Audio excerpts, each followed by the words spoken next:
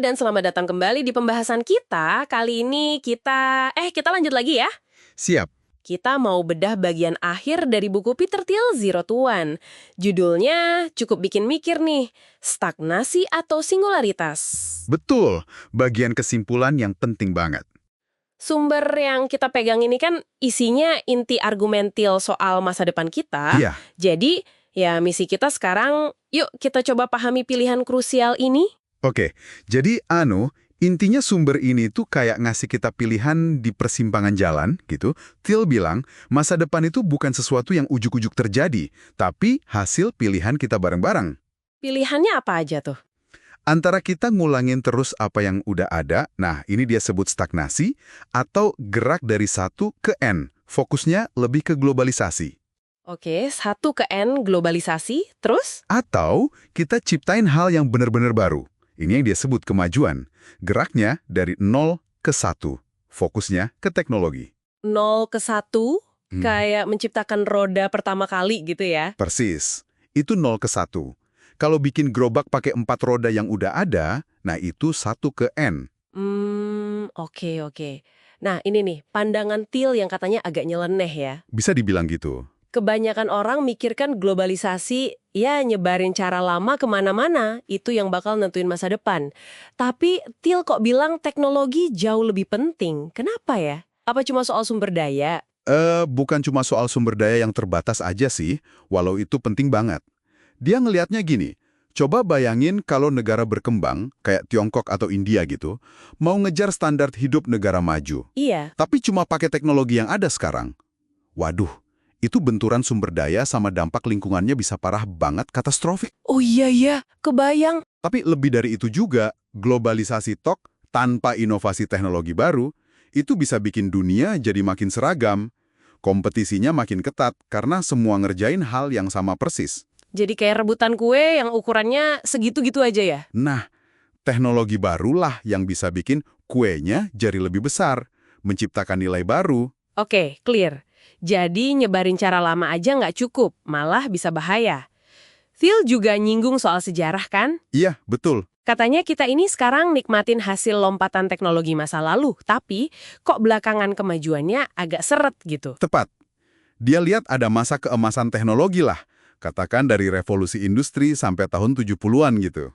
Nah, setelah itu, menurut dia, kemajuan yang benar-benar pesat itu cenderung cuma di dunia digital, teknologi informasi, dunia bits istilahnya dia. Sementara dunia fisik? Nah, sementara kemajuan di dunia atom, kayak energi baru, transportasi super cepat, obat-obatan revolusioner, itu jalannya lebih lambat. Ini jadi tantangan gede nih.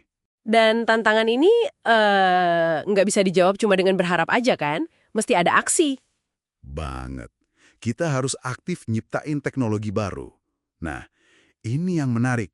Dia nekenin banget peran startup. Kenapa harus startup? Kenapa bukan perusahaan besar atau pemerintah? Karena startup itu biasanya kecil, lincah. Punya misi yang kuat buat bangun masa depan yang beda. Dan yang paling penting, mereka berani mikir dari 0 ke 1. Beda banget sama birokrasi besar yang cenderung lamban dan takut risiko ya? Ya, persis. Birokrasi itu kan biasanya fokusnya ke 1 ke N.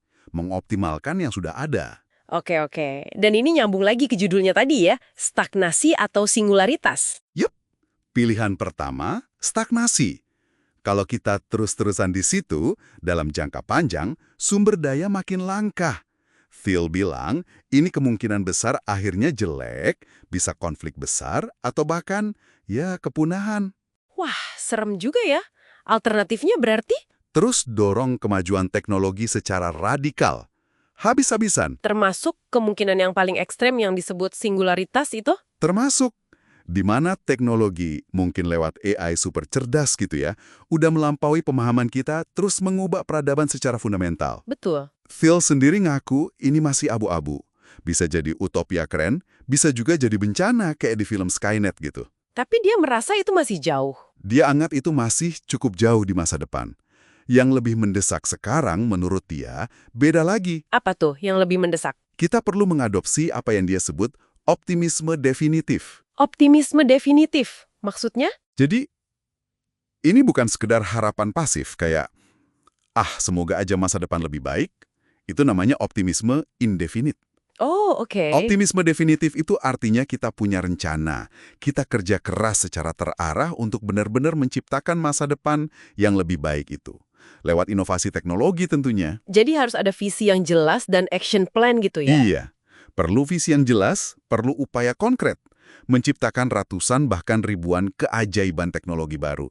Dan ini di berbagai bidang ya, bukan cuma IT aja. Wow, jadi ini pesan yang kuat banget soal agensi pribadi ya, buat kita semua, buat Anda yang lagi dengerin nih, Betul. bahwa kita semua punya peran dalam membentuk masa depan.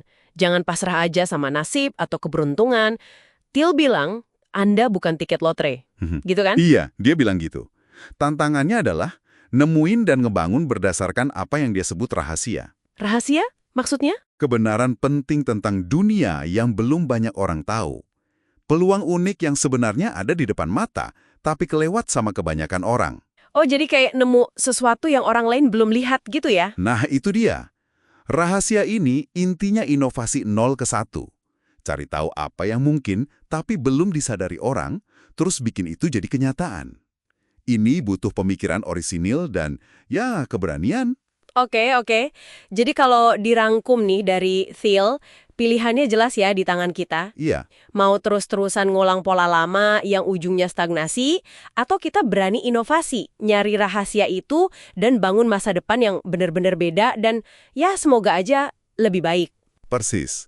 Dan mungkin sebagai penutup nih ya, ada pertanyaan buat Anda semua renungkan. Ini berangkat dari gagasan Thiel tadi. Apa tuh pertanyaannya? Peluang unik atau rahasia apa sih buat nyiptain nilai baru yang dari 0 ke 1 itu, yang mungkin ada di sekitar Anda sekarang tapi diabaikan banyak orang? Bisa jadi di luar bidang teknologi yang biasa kita pikirin loh. Menarik. Dan langkah spesifik apa yang bisa Anda ambil, mungkin di usaha Anda sendiri atau di tempat kerja Anda, untuk mulai ikut ngebangun masa depan yang lebih definitif tadi. Wah, pertanyaan yang dalam nih buat dibawa pulang. Oke deh, terima kasih banyak sudah menyimak pembahasan kita kali ini. Sampai jumpa lagi.